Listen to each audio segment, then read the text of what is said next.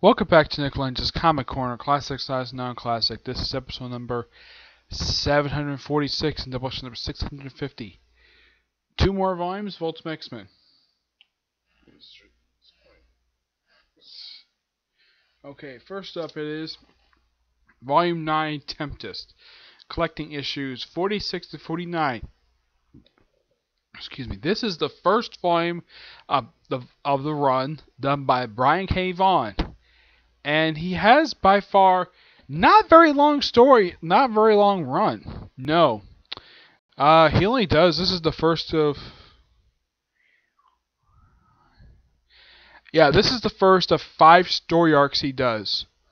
And we got new artists on here, and all with new writer. It's Brandon Pearson.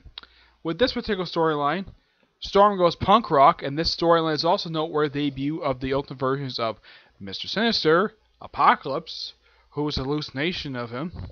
Just Sinister's hallucination, along with Sneath, Morrow, and Sunspot. Yeah, surprisingly, Sunspot makes his debut. Yeah, he's a character noteworthy associated with the New Mutants, and he's just a neighborhood watch guy. Still got the same powers, got praised for that. Mr. Sinister, oh boy, this guy. The Ultimate version of him, okay, he is not pasty white like he is in the Ultimaverse. Regular verse, he's actually a little more interesting. This is just a big, beefy guy with tattoos. And his tattoo says Sinister. He says, correct himself, it's Mr. Sinister. And he takes orders from Apocalypse. Now, I should point out, though, in the regular verse, he has collaborated with Apocalypse in the past a few times. Here, Apocalypse is just a hallucination, and it's also some mannequin. Oh, yeah, and also Apocalypse himself. In case you're curious about the Ultimate version of Apocalypse, this guy barely plays a role in the Ultimate verse at all. Aside from this story, I think he's popped up like 2 or 3 other times in the Ultimate verse, and that's it. Yeah, quite a useless character he is. But with this storyline, Storm leaves the X-Men. Yep.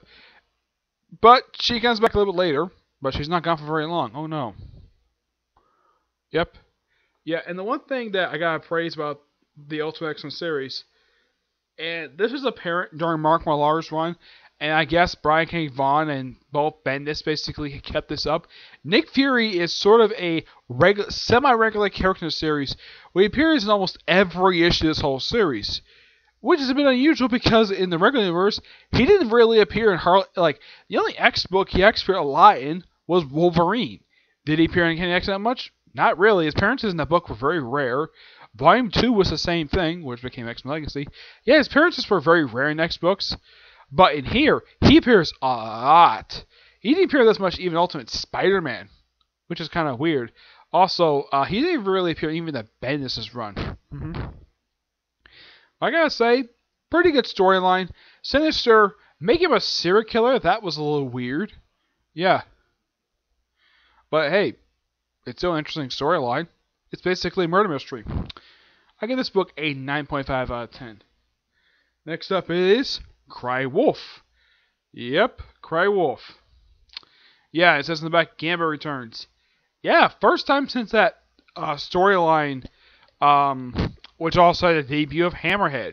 Yeah, of course, this storyline has debut of Ferris and Wolfsbane. Let's see. Oh yeah, it's You Always Remember Your First Love. Yeah, it was a 2-parter done by Chuck Austin. Yeah, Chuck Austin created the Ultimate version of Gambit. Yeah. Simply put, Gambit works for Ferris.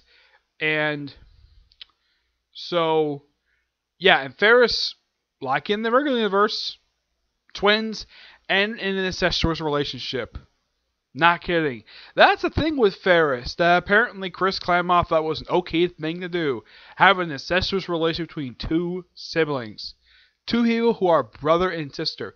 Though in the case of the regular universe, this was revealed to years later. It was implied during his run, especially during issue 200 of King of X-Men.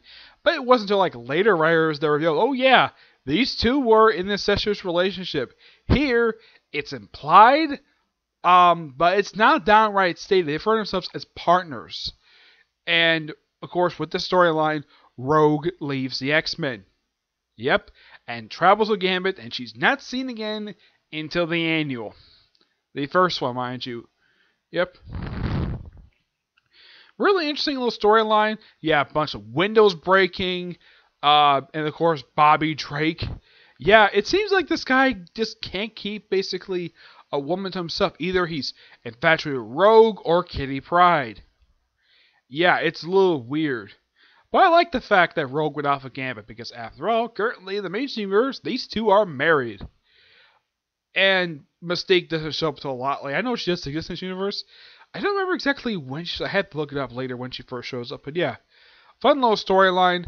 I get this book roughly a 9.5 out of 10. The artwork is basically, it's Andy Kubert again, who comes back for this one story arc. I don't think that he comes back for the next one. No, they replace him with the next story arc. But yeah, great story. It's only just a few issues. Last book was only containing issues 46 to 40. This arc is only like 4 issues as well. Only 50 to 53. Interesting. But kind of with this book, I'm a little over halfway through the series. Yep. Because here's the thing with Ultimate X-Men. It lasted for 100 issues before it ended.